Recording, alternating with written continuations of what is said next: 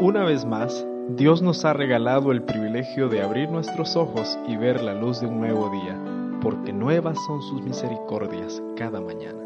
Segundo de Crónicas 20:20 declara que en el momento más difícil de la guerra, Josafat dijo al pueblo: «Creed al Señor vuestro Dios y estaréis seguros. Creed a sus profetas y seréis prosperados». Que ese sea nuestro deseo al estudiar la palabra de Dios. El comentario de este día, 12 de octubre del 2017, está basado en el capítulo 22 del libro de Ezequiel. Este capítulo, según el comentario bíblico adventista, puede dividirse en 3 partes. Los versos del 1 al 16, donde se presenta una lista de los pecados de Jerusalén. Los versos del 17 al 22 muestra la parábola del refinamiento del metal. Y finalmente los versículos 23 al 31 presentan la descripción de la corrupción general que afecta a todas las clases sociales. El profeta Ezequiel señala a la ciudad que un día fue escogida por Dios para ser pabellón de todos los pueblos, como una ciudad derramadora de sangre. Entre los crímenes que le habían granjeado a Jerusalén ese infame título, sin duda podían contarse asesinatos hechos al amparo de la ley y el ofrecimiento de niños en sacrificio a Moloc, crímenes que son señalados por Dios como una abominación. Nótese la triple repetición de esta frase. El profeta clasifica los pecados de Israel en 3 categorías: los pecados de crueldad y profanación, los pecados de idolatría, incesto y lascivia, los pecados de avaricia y codicia. Todo este mal proceder fue la causa de que su fin un día llegara. ¿Pero qué significa esto? Se refería a la hora de su castigo. Debe considerarse esta declaración como un resultado y no como un propósito, o quizá como una figura por medio de la cual se presentan las consecuencias de un acto como si fueran el propósito del acto. Israel, comparado con otras naciones, había sido como el oro y la plata comparados con metales más viles, pero ahora son como la basura que se consume en el horno, o semejante a un objeto que es desechado, pues no tiene ningún valor delante de Dios. Los hombres, especialmente los que conocen la ley de Dios, son inútiles y no sirven para nada según el criterio divino.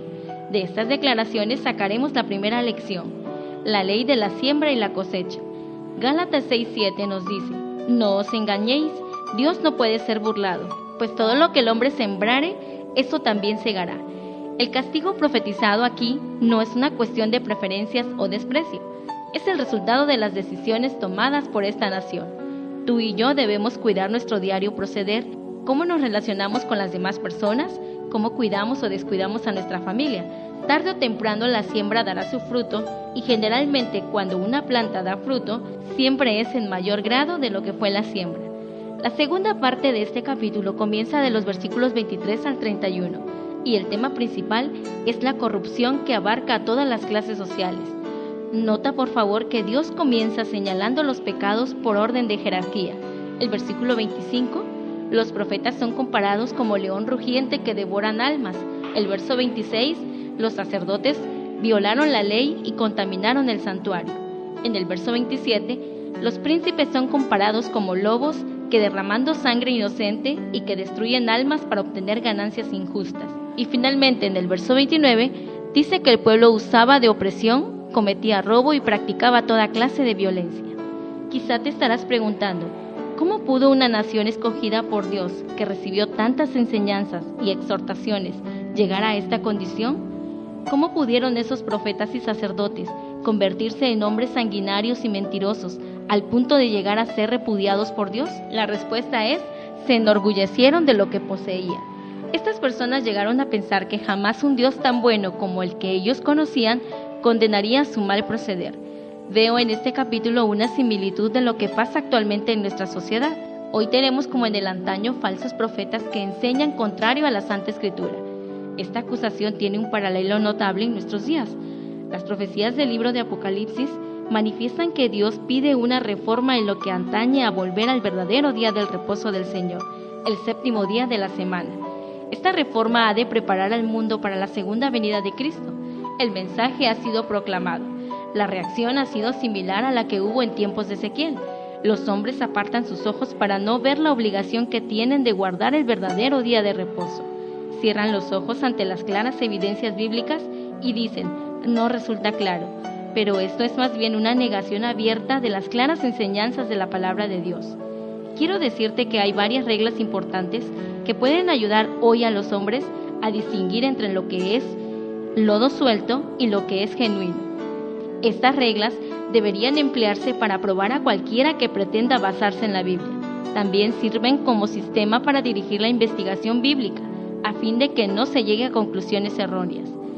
La Biblia siempre debería estudiarse con oración. La persona debe estar lista a seguir la luz revelada. La Biblia debe interpretarse en concordancia con ella misma. La Biblia debe interpretarse a la luz de su contexto. Debe permitirse que la Biblia sea su propio intérprete. Finalmente, recordemos la siguiente declaración de Jesús en Mateo 7:21. No todo el que me dice, Señor, Señor, entrará en el reino de los cielos, mas el que hiciere la voluntad de mi Padre que está en los cielos. Debemos tener cuidado de cómo manejamos nuestro conocimiento de la palabra de Dios. Mi estimado oyente, nada está garantizado en este mundo de maldad. Se despide de ustedes su amiga Marlene Mechún Hernández, agradeciendo al pastor Felipe Jiménez Hernández por escribir esta meditación y quien es departamental de Mayordomía y Capellanía en la Misión del Grijalva. Es mi deseo que la paz de Dios more en su corazón. Este programa llamado Señor Transfórmame es cortesía del Sistema Educativo Adventista, Plantel 5 de Mayo, Tuxtla Gutiérrez, Chiapas, Departamento de Capellanía. Queremos agradecer a todos los que nos escuchan y a la vez invitarles a compartir con otros esta bendición.